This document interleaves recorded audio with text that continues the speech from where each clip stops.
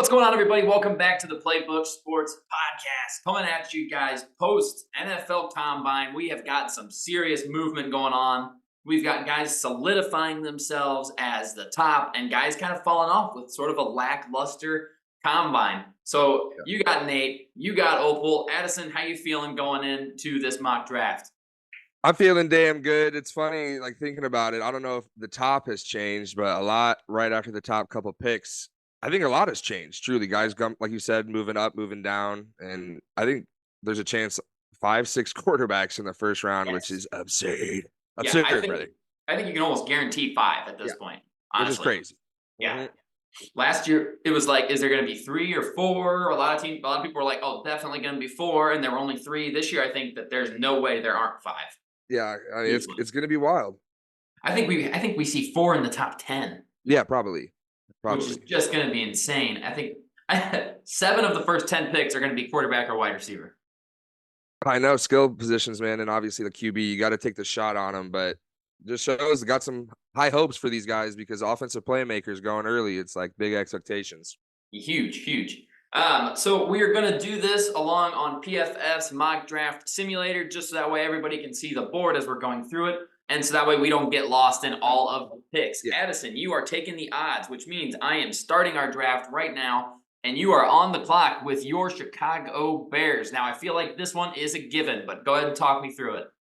Before we get into today's video, guys, I just want to give a special shout out to today's sponsors, starting with Gold Fine and Bowles, Lawyers for the Injured.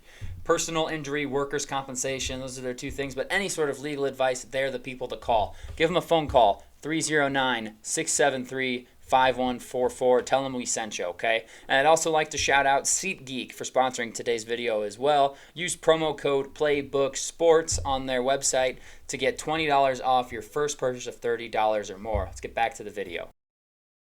Yeah, I still feel like it is a given as well. I've just solidified myself into the camp more that Caleb Williams will be the selection.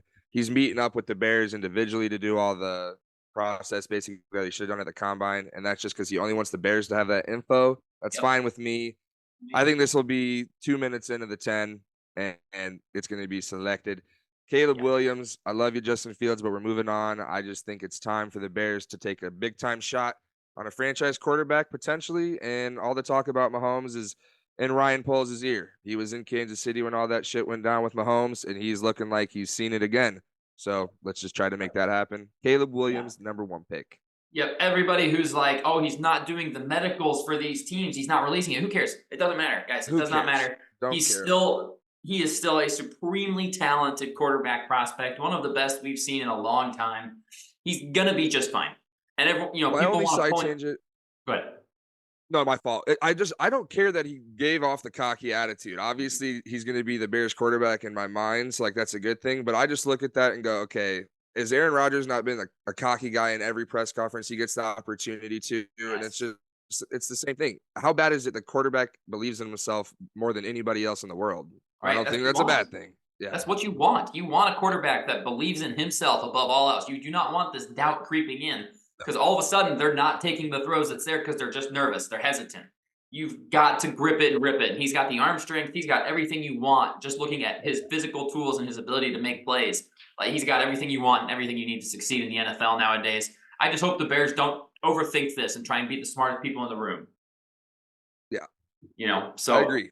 Yep. I think it's definitely Caleb Williams first. And I think based off of everything I'm hearing and just kind of, I don't know. I just cannot get out of my head that Washington is going to Washington here and they're going to mess up because I think Drake Maye is the second best quarterback. I think it goes Caleb Williams and then a gap and then Drake Maye and then a gap. And then you have quarterback Jayden Daniels. Now, I have him going second to Washington, mainly because of his scrambling ability. I do think Washington's offensive line is bottom of the barrel. And Jayden Daniels is still, he didn't test at the combine, whatever. It doesn't affect a whole lot. We all know what he can do with his feet. And what he can do scrambling and just making plays happen. And the guy had an insane season. Nothing to take away from him. I just think, ultimately, I do think Drake Maye will pan out a little bit better because of his size and the prototypical stuff he has. And Jayden Daniels is a little skinny, a little small, and he takes too many hits. But there's no doubt he's a playmaker. Absolutely no doubt he's a playmaker. And Washington, I think they're happy with this for the time being. I do. So I'm going Jayden Daniels at pick 2. I like that pick. The only thing that's scary is the fact that they're sort of, and I think that's what's going to happen as well with Daniel, is that they're justifying his athleticism because their line's bad. And it's like, man, that's just dangerous for the future. It's like you're relying on this kid to be the best athlete on the field. Not that he's not going to be, but the NFL is a different monster. And some of the hits he took in college, it's like, yeah, you take that a couple times from an NFL player. We'll see if you're getting up the same. But I think they're taking Daniels, and I think the Patriots at 3 are licking their chops because I do agree. Drake Maye, I think he's just a step behind Williams. He plays physical. He's willing to put the body on the line. Teammates are going to love it. And it's just bye-bye Mac Jones, an opportunity to get it right this time. And again, I think the Patriots are grinning because they're looking at like, we got our guy at 3, don't have to move. And it's just, Mayo, this is your opportunity here. We're giving you another kid that looks like he's got it and he's the real deal. And it's just the step the Patriots have to take. After losing Brady, obviously, it's just been a shit show. Getting rid of Bill, I mean, it's just the new time, new future. Drake Maye, come be the face in New England. Yeah, I unfortunately totally agree. It makes me really sad because this is what I was super excited when New England dropped themselves to pick number 3. I was like, yes, they're not going to get Drake Maye or Caleb Williams. And then I just see Washington making the mistake, in my opinion, taking Jayden Daniels at 2, and then Drake Maye falling right into New England's lap at pick 3. And that really sucks because I really think he's going to be a stud. He's going to be awesome in the league. But it is hard when you don't have any weapons. So New England really has to address wide receiver, tight end, and free agency. They've got to get some people in there to catch passes. I mean, they're shopping Devontae Parker. No one's going to trade for Devontae Parker. No one's going to trade for Juju Smith-Schuster, who you're paying a ton of money to. Like, they've got to figure out a lot here, and it wouldn't totally shock me to see them take Marvin Harrison Jr., who is the pick at number 4 for Arizona. Now, would it shock me if Arizona picks up the phone and is like, hey, who wants J.J. McCarthy? Who wants to come up and get him? Because you can have your quarterback right now at pick 4, or you can sit at 11 or 12, Minnesota looking for a QB.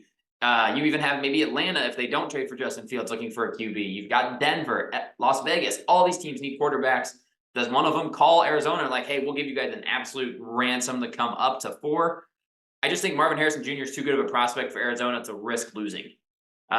You have a chance. He's right here in front of you at pick 4. You just do it. You stick and pick. You have another first rounder later. Just sit here, take arguably the best player in the draft, pound for pound, and go Marvin Harrison Jr. at pick 4. That's what I think Arizona does. He's just too damn good. He does everything you want. I will say Odunze and Malik Nabers have both looked awesome in testing, and they both look like awesome wide receivers. But Marvin Harrison Jr. is just a step above. He's just a step up from both of them in class. He'd be the first receiver taken in almost any draft in recent history, in my opinion. So Marvin Harrison Jr. at 4. What are your thoughts? I like that. I mean, he's basically Justin Jefferson, Jamar Chase-esque, just potential. And you're looking at him, obviously the dad name, that's cool, but that doesn't matter. His play on the field is what is getting this guy the recognition that he deserves. Marvin Harrison, I think, is a step above both Nabers and Odunze, and they're great. And that's just the expectations. And if you're Arizona, you're not moving on from Kyler. You go get him as receiver for the rest of his career in Arizona. And it's not just a mediocre. This is a number 1. He'll be the best receiver in the NFC if Justin Jefferson's no longer there very soon. So it's just, you have to make this play if you're Arizona, and I love it. And then 5, man, the Chargers. This is where it gets super interesting just because I know I think they're bringing in Greg Roman to be offensive coordinator there with Jim. And so it's going to be run heavy, but they also have Herbert. So you want to get this guy playmakers. And it's like you have a left tackle in Slater, but do you not take the 6'9" practically beast in Joe Alt, who ran a 5-second 40 at 6'9"? It's absurd that he's moving that quick. He could be the right side to Slater's left, protecting Herbert anytime he drops back to pass, and make an impact in the run game that clearly is going to be part of their offense. It's just what Harbaugh does. But I don't think that's the case. I'm actually going to go Malik Nabers here from LSU. I just think that the Chargers are going to look at an opportunity to get a skill position weapon. And Odunze or Nabers, you pick your poison. You're getting somebody great. I just think they're going to avoid the similar position with Quinton Johnston, one-hit wonder with not one-hit wonder, but smaller school in Washington with Odunze, pass heavy, all that. Nabers, I just think it's time to go get another weapon because Quinton Johnston missed. You're going to lose your guys soon enough, and it's just something Herbert can build a connection with for years to come, and you're taking 2A or 2B regardless of whatever receiver it is here. Yeah, I totally agree with you. I do think the draft kind of starts at pick 5 because, like you said, you could see them going with a tackle, could also see them going with a weapon, could also see them leaning into the Jim Harbaugh and his tight ends kind of thing and thinking maybe Brock Bowers at pick 5. That's Yeah. all in play there, but I think Malik Nabers is so good. I've been kind of diving Yeah. into his film just a little bit more recently. Damn, he is so good. He's everything insane, you man. want in a receiver. He Yeah. is a playmaker with Yeah. great hands. He is fantastic. He's going to be very, very good with Justin Herbert. That is a scary, and like Keenan Allen last year, the contract. Mike Williams, Yeah, exactly. Still there. constantly. Like, Yeah. So it's like, hey, if you get to be with Keenan for 1 year, hey, that's fine. Keenan, come on and teach this guy everything you know, and we'll say, hey, that's great as well. It's like the kid's already going to be elite, and then he's got a guy that can lead him, mentor him a little bit, and Keenan Allen, who is just amazing. So that'd be great. Agreed. Now I'm gonna make your next pick tough for you because at pick 6, a lot of people are thinking it's got to be Rome Odunze. It's got to be Odunze here at pick number 6 to the Giants. I'm gonna go the other way. I'm gonna say that they kick Evan Neal into guard where he projects to be pretty decent. They have a need at right guard, and they just go get the best tackle in the class, and they go get Joe Alt, and they tell him, hey, you're going to play on the right side for us, and you're going to be an absolute stud. Like you said, his testing was out of this world good testing. Just a freak. I mean, 6'8", 320 pounds, running as well as he did with a great 3 cone, and his 10-yard split was like he checks every single box. His mobility is absurd. Yep. Yeah, his mobility is absurd for his size. And in his film at Notre Dame, some things that happen like to younger tackles is they get overwhelmed. He never looks overwhelmed, ever. He never looks like he's like panicking, like, oh crap, who do I block? He always knows what he's doing. He's so good. I think he's the best tackle in the class. And at that point, you just take him and you say, thank you very much. I'm going to settle in. You're going to be our right tackle for as long as you'll play football, please and thank you. So Joe Alt at 6. I love the Joe Alt pick. Whoever gets him, you're getting Lane Johnson, but maybe even better, which is absurd. Yeah, and it's like it's crazy to think about. And New York, it's interesting to see what they're gonna do because I feel like they've got pathways in front of them, but I don't dislike that whatsoever. Like you're getting, you said, best tackle and it can play either side regardless. Okay, thank you. Yep, boom, easy. Number 7, that does make it extremely hard because I thought that was gonna be an easy Joe Alt slide in right there for me again, but oh damn. I will say though, like looking at it, I don't think the receivers get down to where I want them. Obviously, as a Bears fan, and Tennessee, you have a hope in Will Levis, what he showed, what he flashed. You can say, okay, if we can harness this and get him the weapons he needs around him, we might have a shot at something for the future. So I'm gonna go Rome Odunze. It's easy. If they don't have Alt in front of them, you don't have the potential guy. I mean, Fautanu is great. Yeah. But I'll take Odunze here just because you're going to get that weapon. DeAndre Hopkins is gone soon. So he's not going to be there. Sure, they had the connection. That's great. You need somebody young. You go get a playmaker for your quarterback that you believe in Will Levis. Odunze, I think that's an easy one at that point. If Joe Alt and a receiver's there, that's going to be Tennessee's biggest. What do you do? Because both are needed and both would be an impact for the future. But we'll go get the skill weapon here for Tennessee. Odunze all day. Yeah, Odunze's work at the combine was unbelievable. I mean, a 9.91 relative athletic score is unheard of. 4.45 40, measuring in at just about 6'3", 212 pounds, a 40-inch vertical. I mean, he can go up and get it. He can outrun you. His 10-yard split was 1.52, which is elite.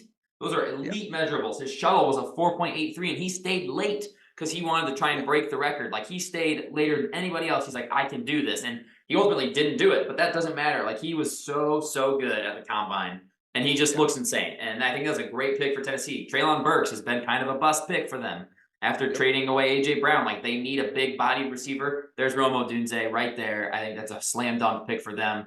And yeah, it's like you said, Alt's off the board. Okay, thank you very much. We'll just go ahead and turn this card in 30 seconds. Done. Yeah.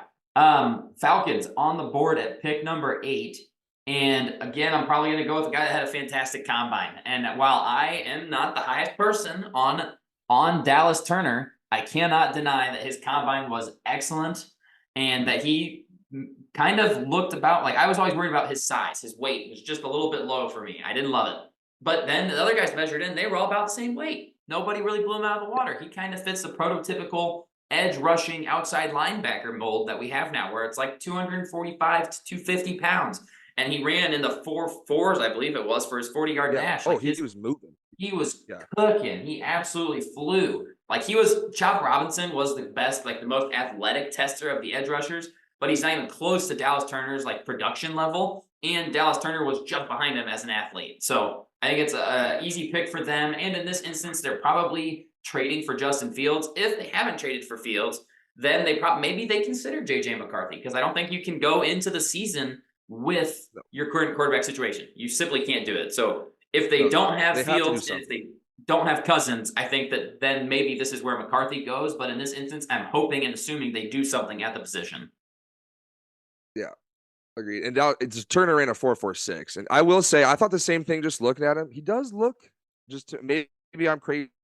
I think maybe he does look a smidge small, but it's not. He's not. He's just not. You know, he's just not maybe as beefy as what I needs to be. That doesn't matter. If you're a playmaker, you're a playmaker.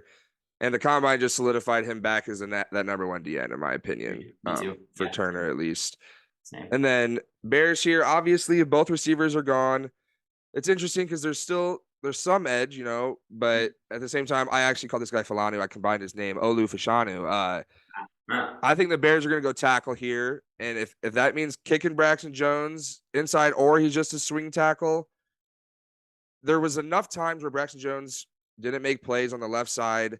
And it's like, okay, well, that's the blind side now of potentially a franchise rookie quarterback in Williams. We'll take what we look at as the number 2 tackle. It's tough that Braxton Jones didn't play bad, but you have an opportunity to grab a guy that could be the best tackle in the class. Tough with Alt there in front of him, but still, like, you're a step or two behind that. Okay, we'll take the risk on you being the left tackle for the future. So I think if the Bears have no trade option back, and the receivers are gone in front of them, edge is enticing. I think they go tackle, though, to shore up the offensive line, and it's Fashanu from Penn State. Okay, I like that pick. I really do. I agree. Like, if you can move Braxton Jones inside the guard where you have a need, there you go. There's your starting left tackle in Olu Fashanu, who is awesome. Like, people's like main knock against him was that his run blocking wasn't great. It got significantly better this past season. Then he's already the best pass protector in the class. So now you're telling me his run game is getting better too? Yeah, thank you very much. I don't understand why people are so down on him. Yeah, I feel like, well, and as well, I get the injury at the combine may be a little scary, but guys do all that when they're running hard as they can. He moves well for his size as well. It's like a 4.9, I think he ran, and it's like, that's absurd, you know, under 5 second 40. But Braxton Jones struggled at pass blocking in times, so it's like, okay, well, we can get that out of the way. The run blocking, the scheme is there. We'll see what it looks like. Obviously, new offense, but the pass blocking is the question mark. You can't have that. Can't have your quarterback getting pressured. Can't have him getting hit. And screw the Jets because they need a tackle. Yes, I love it. I totally agree. And that puts the Jets at pick 10 into a little bit of a bind where they got to pick maybe their next best tackle on the board, because Olu should go to them at 10 if he's still there. I'm actually going to have them take Alabama right tackle J.C. Latham. I have been hearing just a ton of smoke about him as being arguably the best tackle in the class. Mel Kiper thinks he has an argument to be the best overall tackle in the class. I don't know about all that, but I do know he was absolutely locked down at Alabama this year. Just absolutely locked down at right tackle. That's where the Jets need it. I don't know if they go with a Troy Fautanu here or a Taliese Fuaga, maybe. Could be it, Fuaga. But I can't ignore what I'm hearing from people out of the combine and just overall all over NFL social media. It's just been J.C. Latham, J.C. Latham, J.C. Latham. And it's like, okay, I'm going to buy in a little bit because I do think he's a stud. He's a massive man. They need a tackle. They need all sorts of all of their offensive line is kind of in disarray. So I'm going J.C. Latham at 10.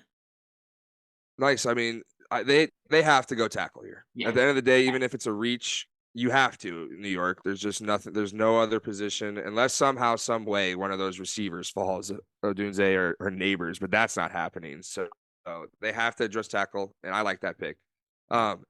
Quarterback here for Minnesota. I'm just gonna straight up say it. He's gonna get some love just because of some BS, because it's his position. But give me my boy from Big Blue, JJ McCarthy. I think Minnesota is gonna be put in a position where, okay, what do we do? Because Kirk's gone. I think Kirk's gonna leave for greener pastures down in Atlanta. Because I don't know what the Bears are doing. They're choking the Fields trade. But Minnesota is going to be back into a corner, and they're gonna tweak and take the quarterback that has some upside. I'll say this: JJ can rip the ball over the middle, and he's good pre-snap. but you got a lot to grow on. I mean, sure, he's got the potential, but I feel like this is just more so I don't know what we're doing at quarterback, and this just gives us some hope. And J.J. McCarthy is the pick. Damn, yeah, that's this run of 3 picks here. All 3 of these picks in Minnesota, Denver, and Vegas are all so tough to project because there's only so many quarterbacks, guys, and all of them need a quarterback. Minnesota currently does not have a QB that you're comfortable starting on roster. Denver just cut Russell Wilson and incurred an $85 million dead cap hit, which is unbelievable. But they don't have a quarterback on roster. Raiders, who's starting a quarterback for them? I mean, are you going to tell me you're going to trot out Aiden O'Connell comfortably? Absolutely not. Yeah. So I'm going to, oh man, I don't love this, and I don't think Broncos fans are going to love it. I do think Broncos are a prime team to try and move up, to try and maybe jump over Minnesota and take the quarterback that they want. But in this instance, they don't, and so Denver's stuck. And I think Denver goes and they get the big lefty. They go draft Michael Penix Jr. at pick 12 here, and my goodness, I know it's a reach. Everybody watching this, I get it. I would not take Michael Penix at pick 12, but you need a quarterback. You don't have a quarterback right now. You need to do this. So you don't have a choice. So it's Michael Penix, and he looks good at the combine. He has an absolute rocket for a left arm. I mean, he can rip the ball. It's got some zip to it. Now, and apparently the medicals all checked out okay, so you're not too worried about that. Yeah, he's an older prospect. I want to say he's 24, maybe even 25. Yeah, he is 24. I think he's 24. Yeah. He'll be 24 by the time they play. Yeah, he's 23.8 according to PFF's website, whatever that means. So he's close to 24. Yeah. So he's an older prospect, but at the same time, like, he put up big time numbers. He's going to Denver to play with Judy and Cortland Sutton, so it's not like he's going from a place with weapons to no weapons. He's got weapons there. And I think Sean Payton is going to need to get a quarterback here early because you can't wait anymore. It's time. You need a QB, and you don't have one currently. So I think Michael Penix, in this case, as the board falls, Penix goes 12 to Denver, which puts Vegas in a tough spot. Vegas in a really weird spot, but I actually like the Penix pick there. I maybe people are going to say it's a reach. End of the day, what he did at the combine, it was just throwing. I don't care. He put zip on the ball deep. Yeah.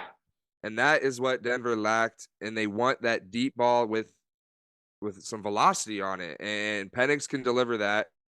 We'll obviously talk about him maybe later in the round, but Bo Nix, his throws maybe weren't doing as well deep, and it's like, okay, well, that is a big difference. It's like when Penix can sling the ball pretty much anywhere on the field.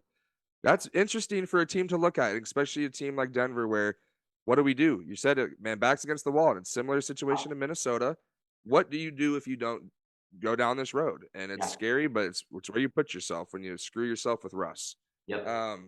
Number 13, though, it's interesting because at this point, I ain't taking Bo Nix. Don't care how bad we need a quarterback. We ain't doing that. No. I think the Raiders are going to be the team that could be in on Russ, low key, but we'll see. I don't know what their plan is. I guess what's the future of the organization want, and we'll see with that come. Obviously, the quarterback, but they'll have to trade up to get one because there's too many teams in front. I think they'll address it in free agency, which just allows them to look at the board and go, okay, what do we need?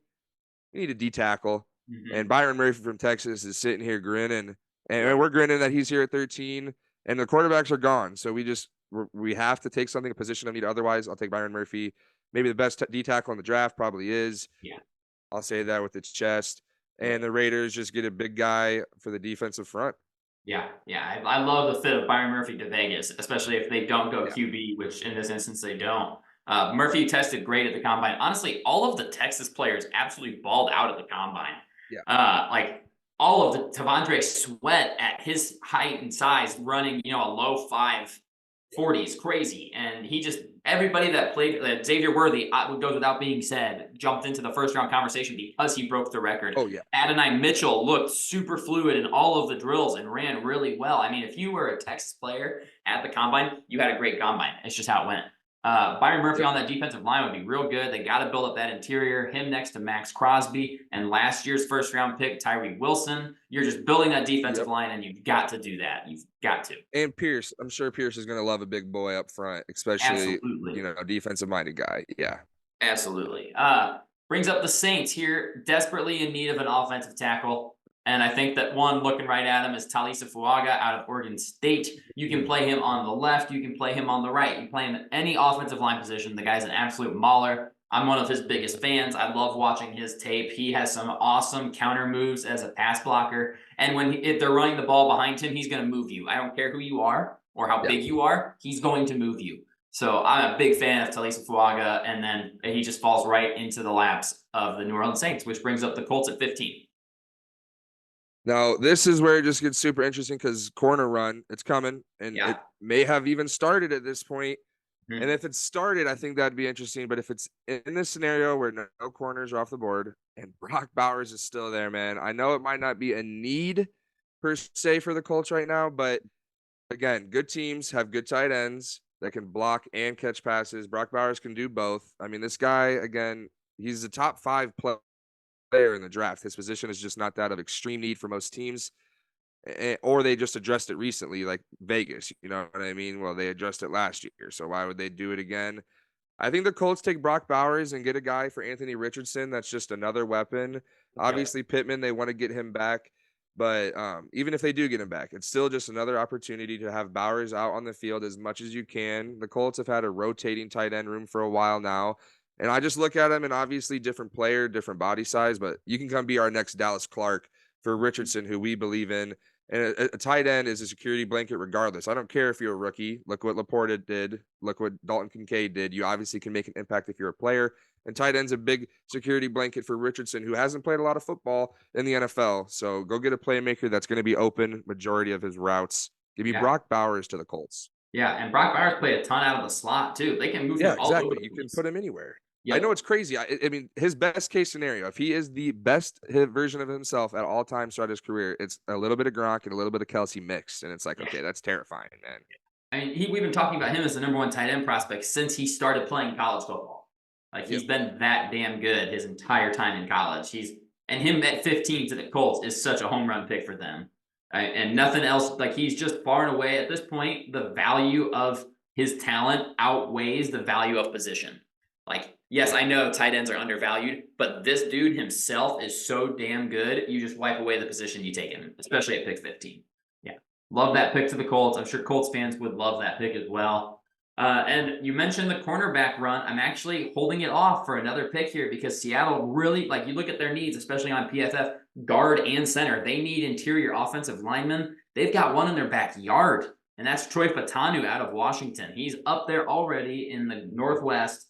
Guy looked amazing at the combine. Watching him do those, like the shuffle drills, his lateral quickness for his size is unbelievable. Super athlete, could play tackle, could play guard, probably could play center. Wherever they need him, he's a plug and play, day one starter for them. Big fan of Troy Fautanu's game. I was almost for a while there, I was like, oh man, I don't want him at 21. Now if he fell to 21, I'm running it up there as a Dolphins fan. He looks awesome. I think he just sticks right up there in the state of Washington and plays for Seattle. I like that. I mean, that's a good pick. I mean, the versatility to be able to put him wherever you need, that's big. I mean, teams love that from their offensive linemen because guess what? It's where everybody gets banged up. You're stomping on, beating on each other up the whole game, every play. There's going to be injuries, and you're going to need to be able to play multiple positions. Yep. 17, though, for the Jags. This is interesting because they need a little bit of edge help. They obviously need some line help as well, but I just don't think Jackson Powers Johnson is an interesting pick, and he's going to be damn good. But I'm thinking they're looking at all these corners, and they're licking their lips because their secondary has been bad. And at the end of the day, you need a good secondary to compete, especially in the AFC.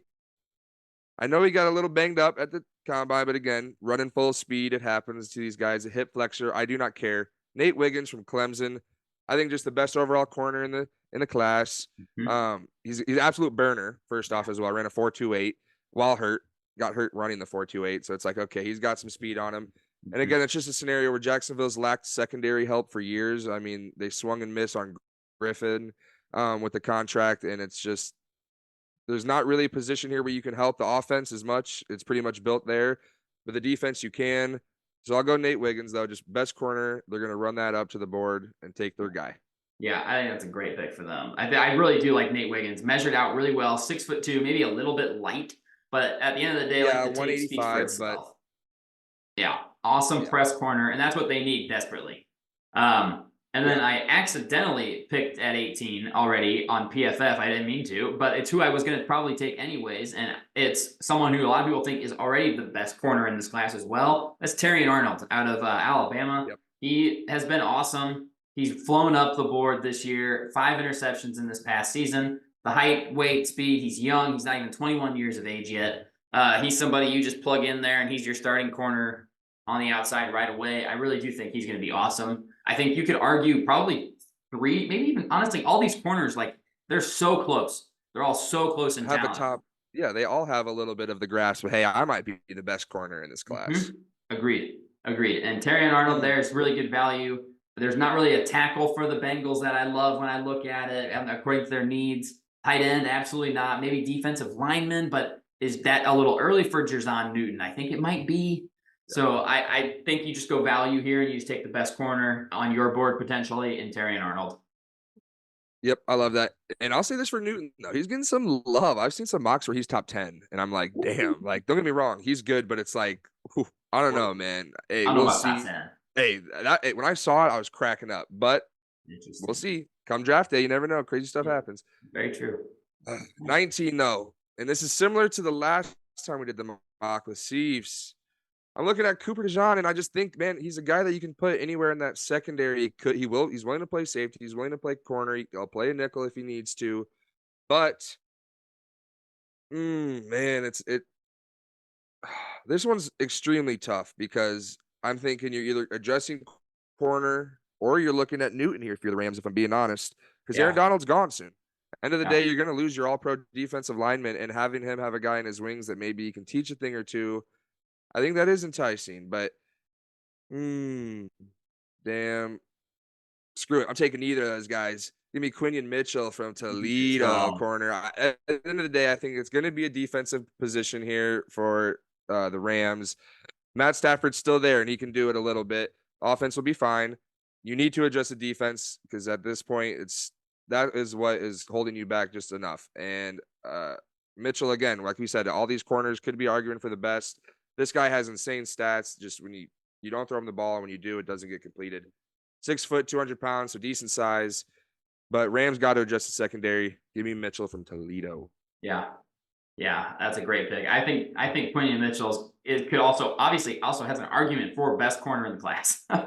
He was awesome this year, and you wanted to see it against good teams. Well, okay, he plays Toledo. He's not gonna face good teams, but then he goes to the Shrine Bowl and absolutely dominates in one-on-ones, which is not for corners to win.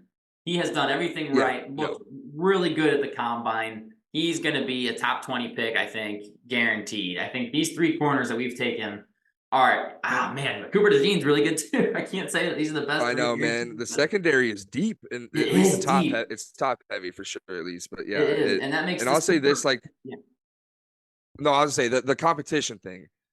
I get that. It's obviously a big thing. I just look at Sauce Gardner, Cincinnati. It's not obviously the same level, a little bit better than Toledo's competition, but still, it's like if you're a playmaker, you make plays regardless of who it is. And like you said, when you go to the Senior Bowl or the Shrine Bowl and you dominate one-on-ones, good luck. Yeah. That's all. Just tough. That's so hard to stop. Makes Pittsburgh's pick here kind of tricky because Cooper DeJean is an awesome defensive player. Like at the end of the day, he tested. Yeah. He's fantastic. He didn't run or do things at the combine, but just him as a player didn't allow a touchdown the entire season this year as the closest defender. He's got the size you want. He's 6'1", 210 pounds. He's 21 years old. He's everything you want. But it's between him or Jackson Powers Johnson for Oregon. And he is probably the best center in the class. Hasn't allowed a sack in 3 seasons as a center. Hasn't allowed a single sack. He's 6'3", 320. He's very, very good. Very, very good. Looked great at the combine. Oh, man. It's just what position do you value more? Center or defensive back? Do you pair up Cooper DeJean with Joey Porter Jr. from last year and just have those as your 2 corners going forward? I mean, if you want to move him back to safety and have him play in tandem with Minkah Fitzpatrick, you can do that with him. He's a chess piece defensively. It's a tough pick for them, and I'm going to make your job harder. And I'm going to take Jackson Powers Johnson here at pick number 20 and say that they want the center. I'm curious to see where you go with the Dolphins with their next pick because it would be Jackson Powers Johnson at 21 if he's there. Oh, yeah. Instance, the Steelers say, sorry about it. And they say, we're taking him at pick 20. I mean, you could argue him or Cooper DeJean. They're both great picks. And we'll just go, for the sake of fun, we'll go Jackson Powers Johnson at pick 20, bringing you on the clock at 21. Damn. Yep. Well, this is tough. And I'll say this for Jackson Powers Johnson. If Bears trade back from 9, I hope it's for that guy. I hope we fall down to 15 and just reach. I don't care. We need a center, and he's a elite. stud. So please. Yeah. But yeah, your Dolphins would be definitely upset if he slips to 20 and then heartbreaker right in front of you. I'd be devastated. Yep.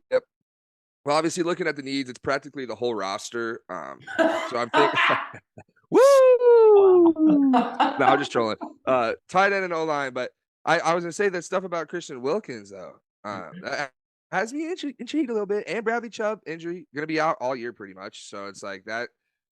I'm thinking you're getting your boy from your little college, Illinois boy. I think in this scenario they take the D tackle. I think they take Newton from Illinois, and I know they have a little like the offensive line need is there, and you go Mims, do you go Barton from Duke? I just think the offense was able to put up numbers last year. BS cold game in the playoffs. That's some cheese. Yeah. Our defensive right now, we're trying to win still. Dolphins are trying to win, trying to get to this Super Bowl. Their defensive line's banged up, and you don't know what's going on with Wilkins for sure. I'm gonna take DeJean Newton from Illinois here. Might not be a need, but if he's here at this point in the draft, just with what the Dolphins are going through, I think they address a need that could help them compete immediately for this upcoming season. Yeah, and DeJean Newton reminds me a lot of Justin Madubuike from Baltimore. And we just brought over Anthony Weaver from Baltimore. This gives him a chance to get somebody who's like my guy. And we're not going to pay Christian Wilkins $25 million a year, which is what he's asking for. We're not going to do it. Someone will. It's not going to be the Dolphins. They can't afford that. So he, I guess, like last offseason, turned down about $21 million a year from us. So that's it. That's max from us, pal. We can't go over that. Sorry. It sucks to lose him. Yeah. But that's crazy. That's crazy money. Can't afford it. Not when you're trying to win and you have to build the rest of your roster. Yeah. Sorry. Yeah. Can't pay him 25 and Bradley Chubb his 20. Both on the defensive line. Just can't do it. That's so much resources invested in that. I like Johnny Newton there. I like him for us. If this plays out and we can't get Powers Johnson at 21, I like Newton and I like Latu there too. Either of them, I was going to say the edge. Yeah. Yep. But with the Eagles on the board at 22 and with Cooper DeJean just sitting there looking at them, they need secondary so bad. Cooper DeJean's the pick for the Eagles. I mean, their secondary was picked on. It's old. James Bradbury sucked last year, just to be honest. Darius Slay is getting up there in age, coming off of a couple of injuries as well. They need a corner so bad. And Cooper DeJean's a do-it-all guy. I mean, cannot sing his praises enough. He's going to be awesome. He's so smart. His instincts are excellent. He is a freak athlete for anybody. He's a freak athlete. Look at what he can do on the football field. And I like Cooper DeJean to the Eagles, who are just hoping one of those corners falls to them. Just give them one of the top 4 guys at least, and they're thrilled, I think, with that pick. Yeah, I agree. I think, like you said, Bradbury did suck. It is, you obviously don't want to talk too much, but it's like he did fall off compared to what he was the year prior, and they need secondary help because their defense was picked apart by anybody with an arm, and that can't happen in the NFL. And that would, like you said, at that point, they're just happy someone fell. Yeah. But whichever one it is, we'll take. 23 here. The Texans from the Cleveland Browns. This is interesting because there are a lot of playmakers here. I mean, Verse and Latu both being here on the edge, and maybe not a need, but just D-line in general. How bad is it to have playmakers on the edge getting home? But then I look down at receiver, and I see Brian Thomas Jr. right there. And he's a burner. He runs a 4.3. He's 6'4". 4.33 at 6'4", and CJ Stroud just lit it up with Nico Collins and Tank Dell. Okay, well, how about we go get another guy that's tough, and he's a burner. Yeah. He's both Dell and Collins mixed into one guy, and we still have those other two as well. And CJ Stroud clearly can do it at an elite level. The ball will get slung around. They just signed Dalton Schultz. There's your offense for the next 3 years. Now let's see if we can build a defense behind CJ Stroud, and let's go for it because it's crazy how quickly they've turned around. Shout out the Texans because that gives me hope for my Bears. Yeah. But I'm taking Brian Thomas Jr. because he's just a freak athlete, and that's just another weapon for CJ Stroud. I will say Verse and Latu being there, that's tough. And I will say I could see the Texans going that direction. Yeah. But you go get a weapon for CJ Stroud, that's just he's elite. Yeah. At the end of the day, Thomas Thomas Jr. is Jr. too could good. be elite. He's too good to still be on the board at pick 23. Just so damn good. But it just works out that he falls right into their laps. And man, that's a guy that could go top 10. He could, when it's all said and done, go top 10. Legit. That wouldn't shock me. Wouldn't shock me at all. Like his height and speed combination is so. It's Marvin Harrison Jr. like. He's the same size with just really great hands too. I mean, he just had 17 touchdowns as the number 2 option in the LSU offense. That's unbelievable. Yeah, you pair him up with Nico Collins and Tank Dell and the re-signed Dalton Schultz, and we go.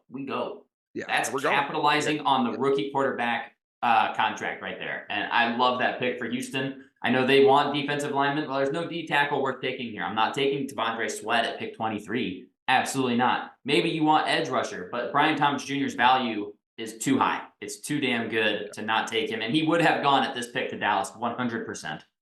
100% was going to be a Cowboy. Dallas is so pissed. Yeah, Dallas is sick right now. Because now for Dallas, I'm looking at they need a few things. I don't know why tackle isn't listed because I'm not moving Tyler Smith out of left guard. He was an all-pro left guard. I'm not moving him out to tackle because it's a need. I don't think they're going to re-sign Tyron Smith. So I'm going to go with the freaky athlete. I'm going to go with Amarius Mims here out of Georgia. He lit it up. All of these offensive linemen did so damn good at the combine. Mims was running at speeds he should not be able to run at for his size. He should not be able to do that. And he was out there doing it. He looked fantastic. Him and all these other guys are just flying up boards. Offensive line, there are going to be 8 or 9 guys taken in the first round at least. At least. And he looked great, and Dallas needed it. Tyron Smith's not coming back. I'm not moving anything else around. I'm keeping Terrence Steele at right tackle, and Tyler Smith is the left guard, and he's an excellent left guard. So I'm just drafting Amarius Mims and saying, all right, kid, we go. Give me Amarius Mims at 24. I like that a lot. And now this gets me the pick for my beloved Green Bay Packers over here. So I might just go ahead and take someone dog shit. Yeah, Bo Nix. No, yeah, Bo Nix, because they're getting rid of Love. No, at this point, I think this is more of a how the hell is Jared Verse still on the board or Latu? Regardless, I'm flipping a coin. I'm taking Jared Verse. Might not be the exact need, and they addressed edge last year in the draft, but you could just what's so bad about moving guys inside? Just moving them all around the defensive line, having a nice rotation. Eventually, it becomes to a point where you can't just draft for need. You're going to take the best player available, and Jared Verse is that. At least in my opinion, and they will be addressing the edge even if they don't need it. It's just another playmaker, and Jared Verse for the Packers. Yeah, I think that's a great pick. Like at that point, again, yep, you drafted it last year. Don't care. He's too good to be here at 25. You make that move and you say, thank you very much, everybody. Him and Lucas Van Ness can be our edge rushers going forward because the Packers, if you haven't. And Van Ness. Well, no, I was going to say Van Ness, the whole thing about him was he could get kicked inside. That was his whole thing, was that he could play literally anywhere on the line. So, yeah. And they are transitioning from a 3-4 to a 4-3. They need hands in the dirt defensive linemen. I mean, a defensive line of Rashawn Gary and Jared Verse on the edge, and then Kenny Clark and Lucas Van Ness on the interior is a good defensive line. That is a super stacked defensive line. And I love that pick for them. I don't think they go tackle or offensive line there. Maybe you could argue Graham Barton, but I think he's an interior offensive lineman more than a tackle. And I think that's a great pick for Green Bay, who maybe want Cooper DeJean to fall to him. I see that a lot. Yeah, I was going to say they would love that. They would love that for sure, but that doesn't work out. And so they go Jared Verse, and then Tampa Bay on the clock here. Their needs look extensive. Probably looking interior offensive line here because they have guard and center listed as a need, but they also have edge. And Latu still being on the board here is a great pick for them.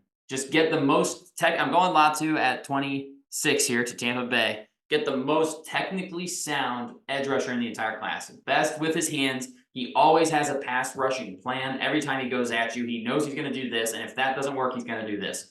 He is not the most athletic of the guys. You know, Chop Robinson and Dallas Turner, probably the most athletic ones. He's not the most athletic, but damn it, if he isn't good at getting to the quarterback and doing what he needs to do. I'm a huge fan of Latu.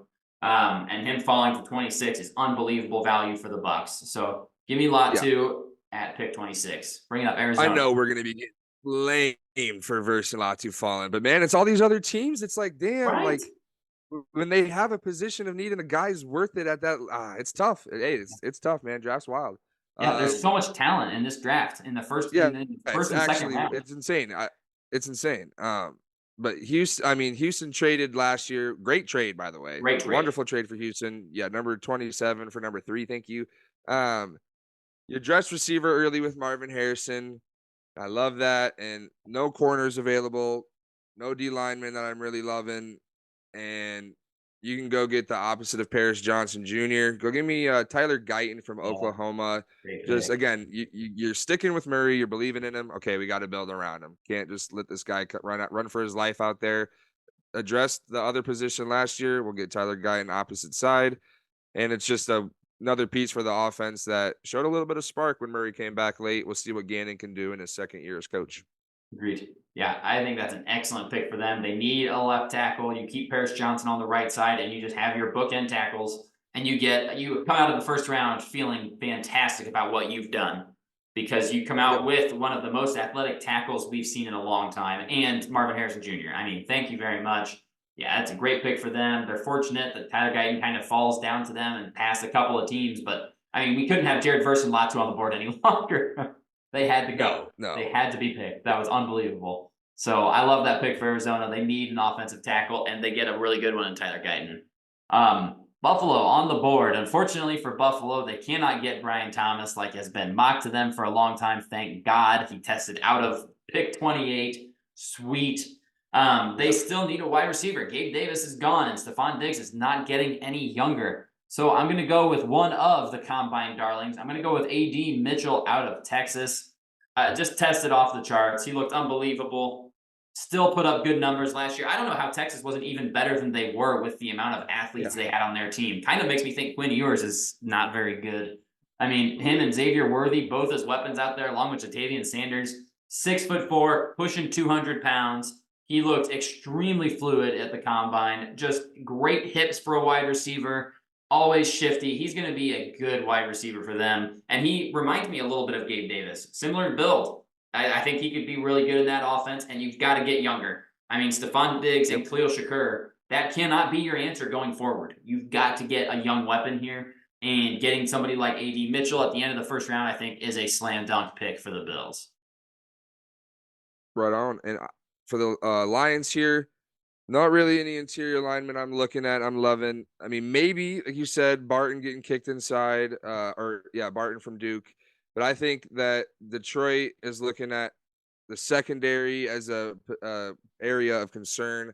And I think they're going to go ahead and cop Kool-Aid McKinstry from Alabama. I don't think he's falling out of the first. And it's just going to be a scenario where, hey, it's a position of need for Detroit, and this guy is a playmaker at the end of the day. Sure, maybe you could say fell off a little this year, but I don't care. He's still he could be the best corner in the class at the end of the day, but it's like that is what we're looking at a couple years ago on the film, but still it's there, and Detroit needs help in the secondary to the point where they're going to be taking McKinstry in the first. I definitely think Detroit goes secondary. For the longest time, I was mocking them as safety. Cam Kinchin's out of Miami. Obviously, he tested awful, and now he's got like a third-round grade on him. So you could maybe see them go. I mean, secondary, I think Kool-Aid McKinstry is a better overall player than Tyler Nubin is out of Minnesota. And you just took Brian Branch last year, who can play safety. So go Kool-Aid McKinstry, get the big-time corner who could be corner one in this class when it's all said and done. He really could be. He is a very good cover corner. He's got the size you want, 6'1", $195, 21 years old. I like him at corner a lot. I think he's going to be better than people are giving him credit for. I don't understand this big fall, if it's because other people are just rising or what, but Kool-Aid looks damn good. I'm a big fan of him. I liked him a lot this Prospect fatigue is also some BS, and it's just like people have been hearing about him since he's a freshman. It's like, okay, well, that's not fair. Yeah, agreed. I totally agree with prospect fatigue in that instance. Brings up the Ravens with a kind of a tricky spot here. Wide receiver, D-line, corner. I could take another combine darling in like Braden Fisk, who looked unbelievable in everything he did at the combine for Florida State. He's a little bit older. It's interesting that his age isn't listed on PFF, but he's a redshirt senior. He is flying up the boards for sure. But with the news that they're not going to be re-signing Odell Beckham Jr., I am going to go wide receiver here, and I'm going to go with Lad McConkey out of Georgia. A lot of people like talking about him. It's always your classic white wide receiver talk, similar with Cooper DeJean. Like his route running is unbelievably crisp, and everyone's like, like he's like a Cooper Kupp, except he's more athletic than Cooper Kupp ever was. Way more athletic. Looked great in the gauntlet drill at the combine. Very quick hands, very quick in general. Big fan of what he did. Like, no, he didn't have the numbers at Georgia. I don't care. That's not what this is about. I'm not drafting you for college production. I'm drafting you for what you can be. And they still, like, yeah, they took Zay Flowers last year, but that doesn't matter. You still need weapons. And I don't like any other position a ton to make me think, okay, they aren't going to take him. Like maybe Chop Robinson there is the only other one I can think of as an edge rusher. With Jadeveon Clowney leaving, that's who it comes down to, is Lad McConkey or Chop Robinson. And I'm going to go with the wide receiver, the more polished product. He's a polished receiver. Chop Robinson is not a polished edge rusher yet. So give me Lad McConkey at pick 30 to Baltimore. Addison, your final pick, San Francisco. San Francisco here, I think it's going to be I think this is a clear one. I get Graham Barton, maybe the offensive line, but I think they did well enough. I don't think you need to adjust anything on the left side, obviously, with Williams. And then I can't lie, I'm blanking on his name, but I know their left guard had no sacks all year. So the 49ers offensive line, at least decent in what they use their offense for. I don't think it's the pressing need that people think. I think the secondary is a pressing need because if the front four aren't getting home, they were getting picked apart and like obviously got to the Super Bowl, but couple chances where they almost didn't, and it was because of that defense getting shredded a little bit. I'm going to go Tyler Nubin here, the safety from Minnesota. Gibson for San Fran's just old as dirt. I don't even know if they still have him, but if they do, he will be gone soon enough or fall off a cliff. I mean, he was old when he was on the Bears 3 years ago, and he's still in the league. So I think they're going to address secondary, and it's just the last guy available. And again, it's going to be a position where you're going to be losing a guy. So give me Tyler Nubin from Minnesota. Yeah, that's a good pick for them. That's because Fuaga was hurt all year too, and you could tell on the back end they were hurting for safety play. And yeah, you'll get Fuaga back, but that's not a reason to not take someone. You can throw that guy in the box. Yeah, you can throw Fuaga in the box as well. So it's like you might need another additional safety if he is playing up as well, like because they play him sort of like a backer at times. Yeah, absolutely. Which brings up Super Bowl champion Kansas City Chiefs. Now, if we did this before the combine, it's Troy Franklin 100% for me. And then he goes out and he runs a 4.4 140, way slower than I thought he would. He had the worst 10-yard split of any wide receiver at the combine too. That's not good. That's not going to cut it in today's NFL. And this is kind of a tough pick because I don't like what Keon Coleman put on tape out there either. I was not impressed by what Keon Coleman did. I know you're not drafting him to be fast and twitchy. You're drafting him as a go up and get a guy. I didn't love it. I didn't like what I saw. And the part of me was like, ooh, I should lean into the combine hype and take Xavier Worthy because he ran a 4.21. He went crazy fast. You give Mahomes him, that's like a Tyreek Hill replacement. And I'm talking myself into it. I'm going to do it. I'm going to take Xavier Worthy. PFF would hate this pick. This is an F on PFF. I'm certain of it.